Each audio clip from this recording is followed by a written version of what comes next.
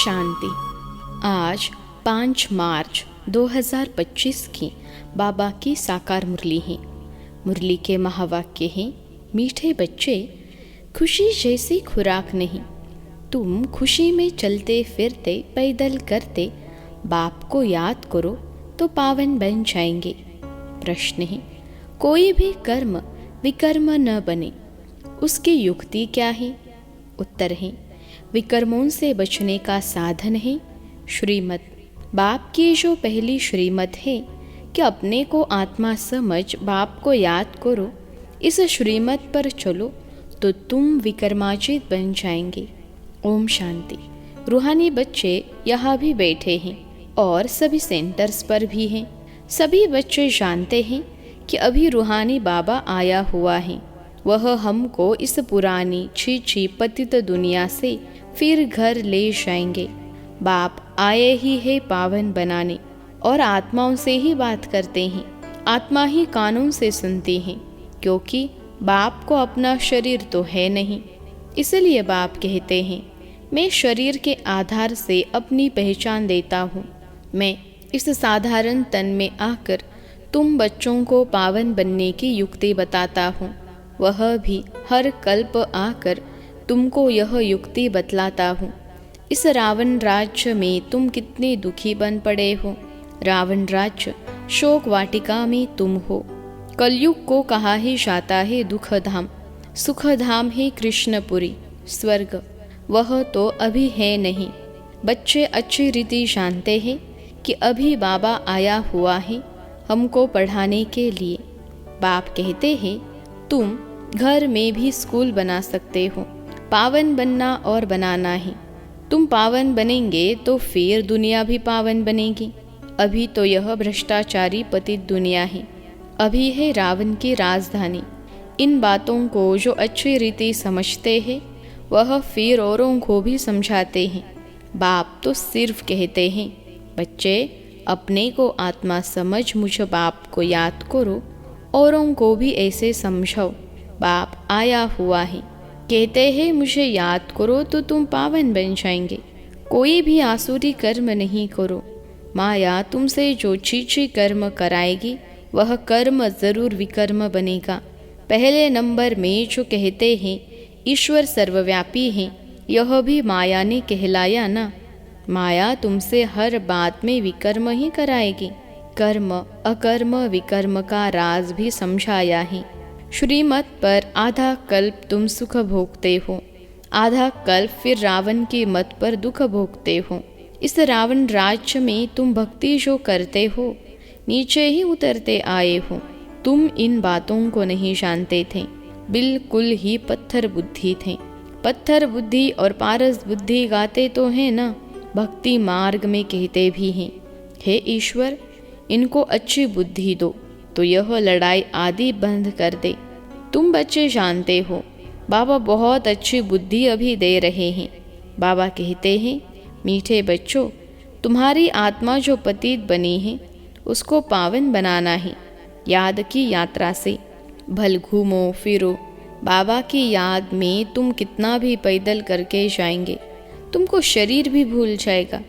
गाया जाता है ना, खुशी जैसी खुराक नहीं। मनुष्य धन कमाने के लिए कितना दूर दूर खुशी से जाते हैं। यहाँ तुम कितने धनवान संपत्तिवान बनते हो। बाप कहते हैं, मैं कल्प कल्प आकर तुम आत्माओं को अपना परिचय देता हूँ। इस समय सभी पतित हैं जो बुलाते रहते हैं कि पावन बनाने लिए आओ। आत्मा ही बाप को बुलाती हैं। रावण राज्य में शोक वाटिका में सभी दुखी हैं। रावण राज्य सारी दुनिया में है। इस समय है ही तमो प्रधान सृष्टि। सतो प्रधान देवताओं के चित्र खड़े हैं। गायन भी उन्हों का है। शांति धाम सुख धाम जाने के लिए मनुष्य कितना माथा मारते हैं, यह थोड़े ही कोई जानते हैं। भगवान कैसे आकर भक्ति का फल हमको देगा। तुम अभी समझते हो हमको भगवान से फल मिल रहा है। भक्ति के 2 फल हैं, एक मुक्ति, दूसरा जीवन मुक्ति।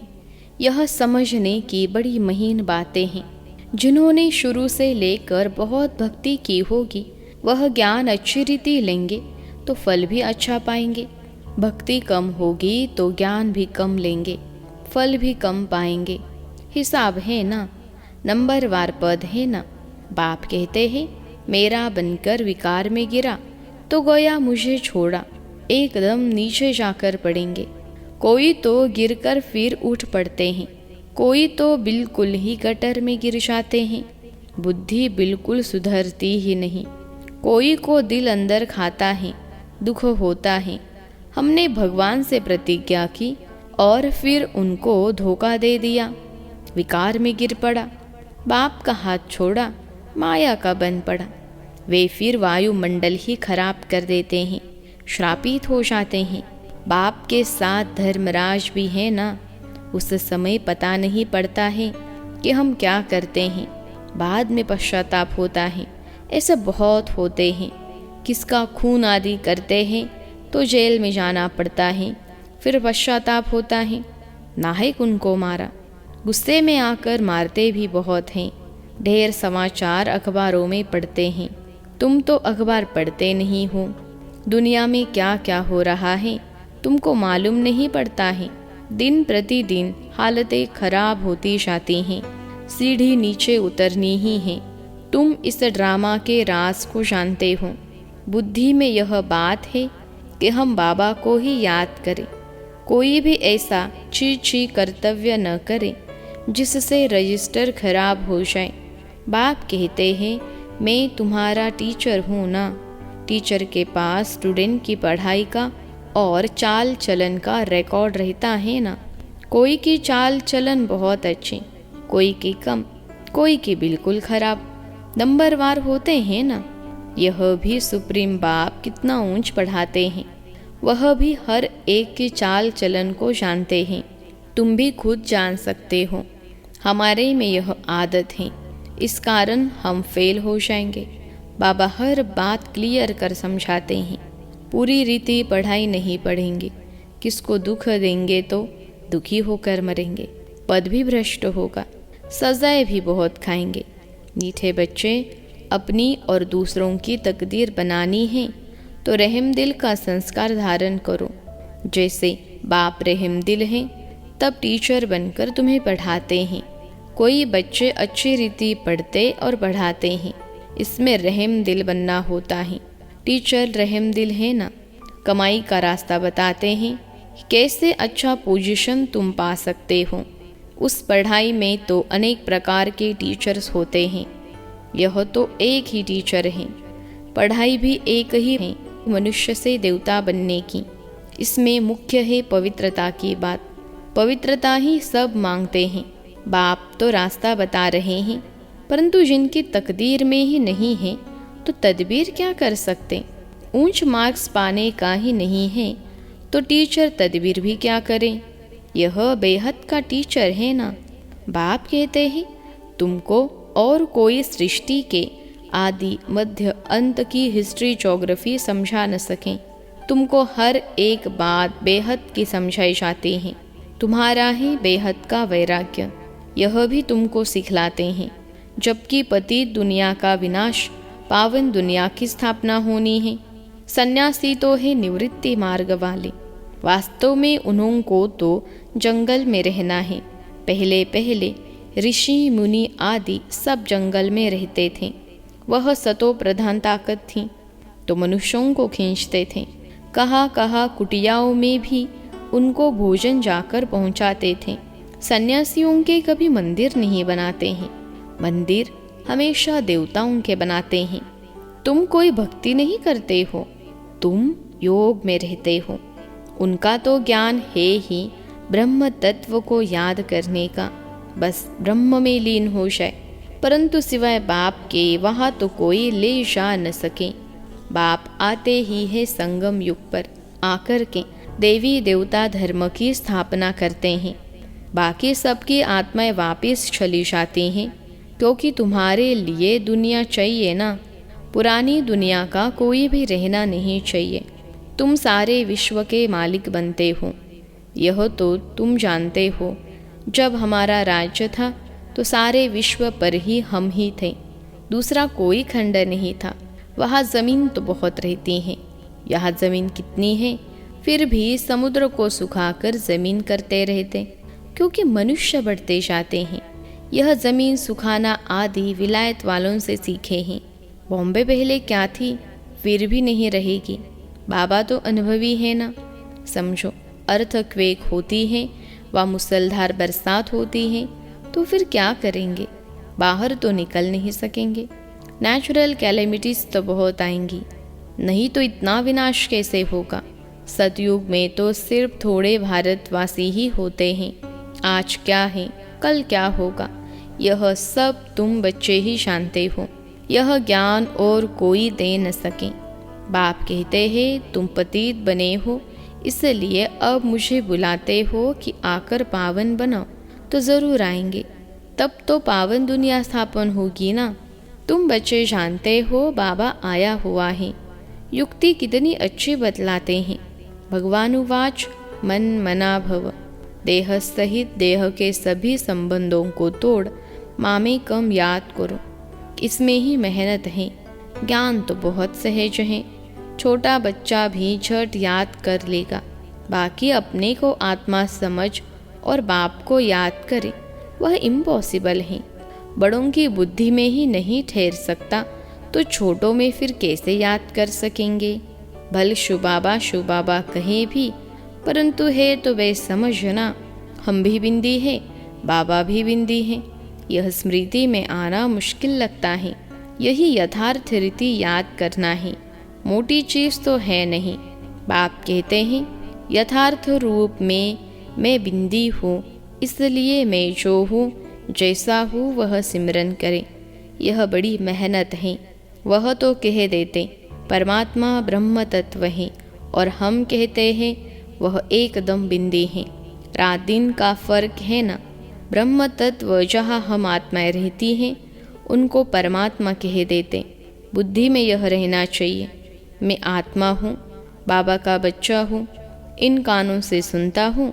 बाबा इस मुख से सुनाते हैं कि मैं परम आत्मा हूँ, परे ते परे रहने वाला हूँ।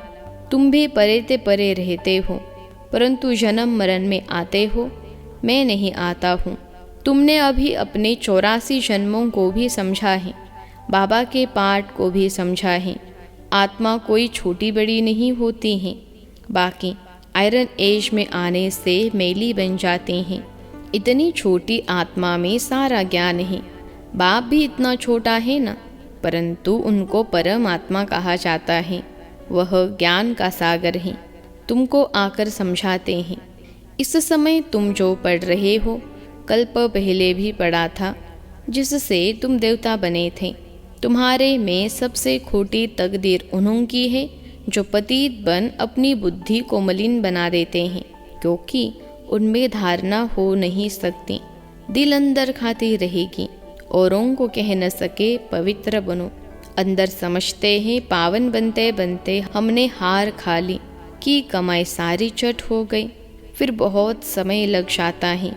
एक ही चोट चोर से घायल कर देती हैं, रजिस्टर खराब हो जाता है।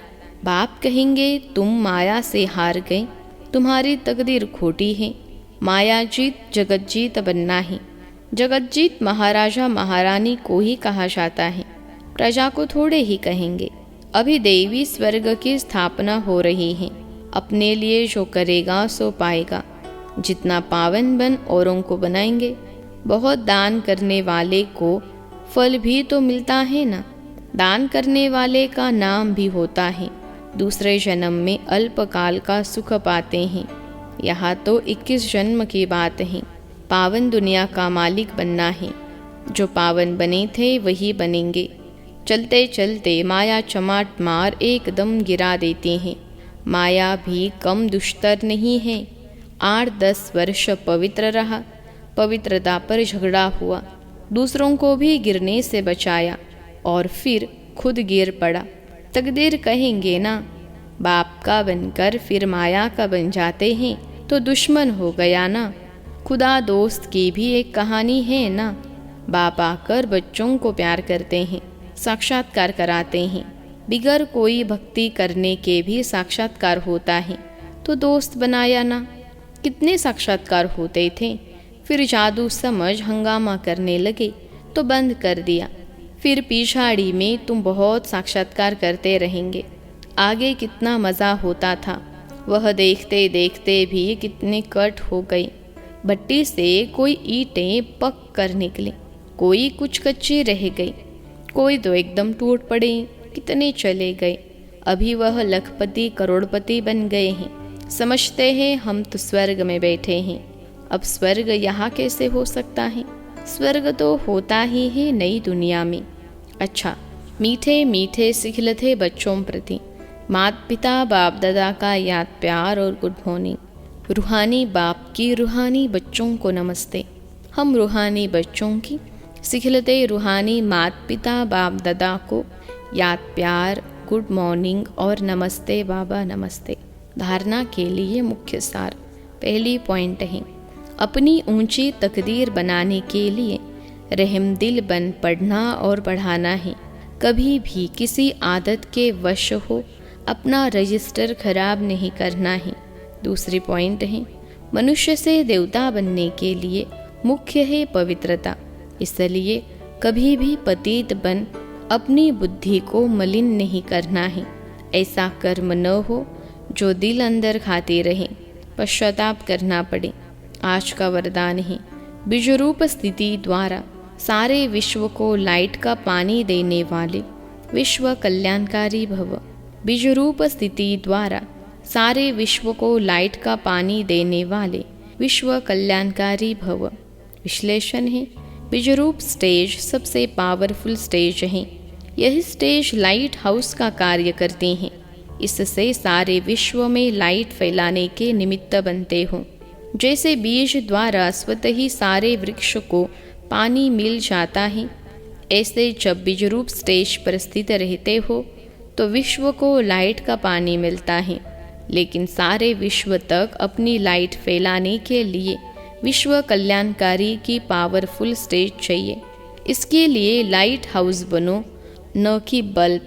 हर संकल्प में स्मृति रहे कि सारे विश्व का कल्याण हो। आज का स्लोगन है, एडजस्ट होने की शक्ति नाजुक समय पर पास विद ऑनर बना देगी। एडजस्ट होने की शक्ति नाजुक समय पर पास विद ऑनर बना देगी। अव्यक्त इशारे। सत्यता और सभ्यता रूपी कल्चर को अपनाओ। परमात्मा प्रत्यक्षता का आधार सत्यता है। सत्यता से ही प्रत्यक्षता होगी। एक स्वयं के स्थिति की सत्यता, दूसरी सेवा की सत्यता। सत्यता का आधार है स्वच्छता और निर्भयता। इन दोनों धारणाओं के आधार से सत्यता द्वारा परमात्मा प्रत्यक्षता के निमित्त बनो। किसी भी प्रकार की अस्वच्छता अर्थात जरा भी सच्चाई सफाई की कमी है तो कर्तव्य की सिद्धि नहीं हो सकती। अच्छा, ओम शांति।